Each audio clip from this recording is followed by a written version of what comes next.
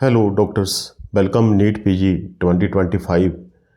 जो सभी स्टूडेंट्स का यही क्वेश्चन है कि जो एमसीसी का जो काउंसलिंग प्रोसेस है वो कब स्टार्ट होगा।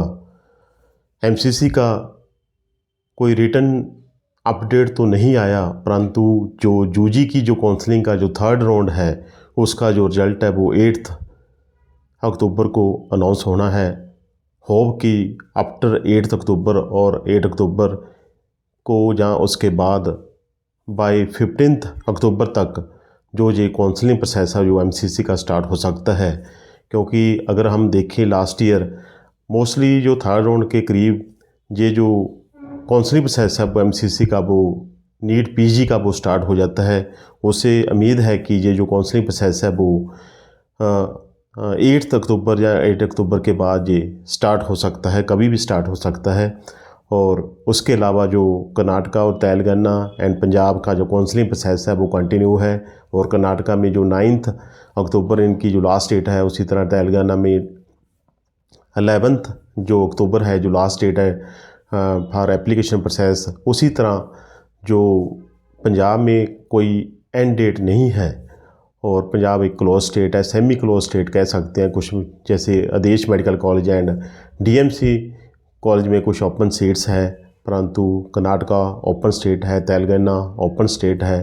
कर्नाटका का जो काउंसलिंग प्रोसेस है वो काफ़ी टिपिकल डिफरेंट वे जो उसका काउंसलिंग प्रोसेस है, इसके बारे में मेरी वीडियो पहले भी एग्जिस्ट करती है, वहाँ पर आप चेक कर सकते हैं। उसी तरह जो तेलंगाना का फीस स्ट्रक्चर ठीक है, परंतु वहाँ पर जो हिडन चार्ज है वो आप चेक कर सकते हैं। और जैसे देखा गया है कि बहुत जैसे यूट्यूब में वीडियो भी आ रही है कि स्टूडेंट्स को जो फ्रॉड कॉल्स काफ़ी ज़्यादा स्टूडेंट्स को आ रहे हैं कि एडमिशन के लिए। मैं पहले भी मेरी इसके बारे में वीडियोस है, जब मैं अपनी वीडियोस में बोलता हूँ कि जो एडमिशन्स है वो सिर्फ ऑनलाइन पैटर्न पर है और रैंक बेसिस पर ही एडमिशन होती रही है हो रही है। एमसीसी का जो प्रोसेस है बहुत जो अच्छा प्रोसेस है और किसी स्टेट में कहाँ ऑल इंडिया में सभी जो ऑनलाइन प्रोसेस पर ही जो रैंक बेसिस जो एडमिशन्स होती है। जो ऐसे कोई फ्रॉड कॉल्स है जहाँ पर आपकी बुकिंग हो या आपकी एडमिशन के बारे में आपको कोई बैकडोर एंट्री के लिए आपको कोई चांस देने के बारे में बोल रहा है, मैं यही कहूँगा कि ऐसे जो केसेस है उसे आप इग्नोर कीजिए। ऐसा ना हो कि आपका पैसा भी चला जाए और आपको सीट भी ना मिले। जैसे कि वो एनआरआई सीट्स के बारे में पहले ही जो ईडी की सर्च चल रही है, वो स्टूडेंट्स जिन्हें कोई बैकडोर एंट्री राही जो एनआरआई कोटे में एडमिशन्स ले हैं, क्योंकि एनआरआई स्टूडेंट्स है जो पहले बहुत जो बढ़ चुके थे और उसके साथ ये जो एनआरआई के केसेस है वो अच्छी तरह चेक किए जा रहे हैं। मैं सभी स्टूडेंट्स को यही कहूँगा कि रैंक बेसिस आप सोचिए भी आप कहाँ फिट हो सकते हैं। अगर आपका बजट है, अगर आपका लगता है कि मैं दिस ईयर एडमिशन लेनी है, नहीं फिर नेक्स्ट ईयर के बारे में सोचो।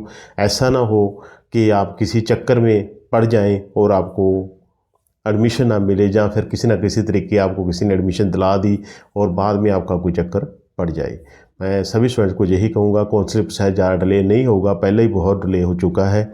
और जो सुप्रीम कोर्ट का केस है उसकी जो 28 अक्टूबर ही अभी तक जो अपडेट में है और उसमें कोई चेंजेस नहीं आई, परंतु जो काउंसलिंग प्रोसेस है वो 28 तक नहीं जाएगा और बाय मिड अक्टूबर और बाय आफ्टर 8 अक्टूबर के बाद कभी भी जो काउंसलिंग प्रोसेस है वो स्टार्ट हो सकता है, जब भी चलेगा काफ़ी फास्ट चलेगा।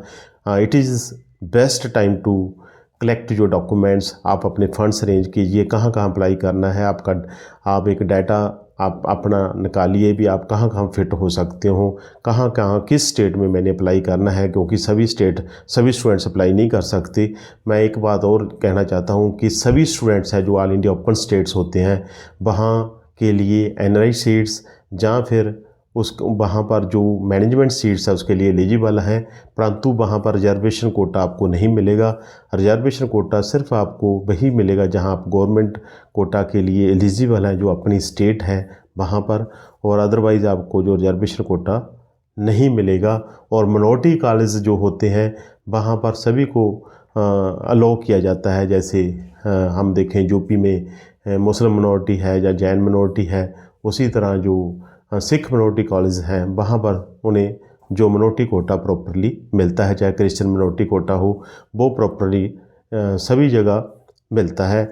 और सभी स्टूडेंट्स हैं जो ऑल इंडिया ओपन स्टेट्स के एलिजिबल है, चाहे वो एफएमजी स्टूडेंट्स हो, चाहे आपने कहाँ से एमबीबीएस की है, आपका कहाँ का डोमिसाइल है, और बाकी आपने चेक करना है कि किस स्टेट से आपने एमबीबीएस की है और किस स्टेट के आप रहने वाले हैं, डोमिसाइल होल्डर हैं। अगर डोमिसाइल होल्डर हैं तो फिर आपको, अगर आपकी स्टेट डोमिसाइल बेसिस पे रिजर्वेशन दे रही है तो फिर वहाँ पर आप एलिजिबल है। जैसे हरियाणा दे रहा है डोमिसाइल बेसिस पे, महाराष्ट्र दे रहा है, बहुत ऐसे स्टेट्स हैं, पंजाब डोमिसाइल बेसिस पर नहीं दे रहा।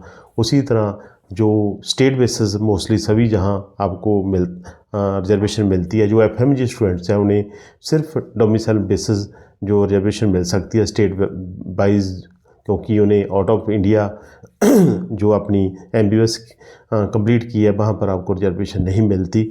और वीडियो को शेयर करना, लाइक करना, सब्सक्राइब करना। मैं फिर यही कहूँगा, we beware about fraud calls. जो भी फ्रॉड कॉल्स आपके पास, ऐसा कोई रिसीव ना करो कि आपको लगे कि ये मुझे एडमिशन किसी ना किसी तरीके दिला सकता है, कुछ ना कुछ पैसा दे के मुझे बुकिंग कर सकता है। ऐसा कोई प्रोसेस नहीं है, सिर्फ आपको ब्लफ किया जाता है और उसी तरीके आपको कहीं ना कहीं फिट कर दिया जाता है। इससे बचें और आप रैंक बेसिस अपनी कैलकुलेशन लगाएं और अच्छे अच्छे काउंसलर की वीडियो देखें, सुनें, और जो भी सर्कुलर्स है, जो भी अपडेट्स हैं उसे अच्छी तरह आप रीड कीजिए, सुनिए, और आपको मेरे हिसाब से शायद किसी की ज़रूरत ना पड़े और आप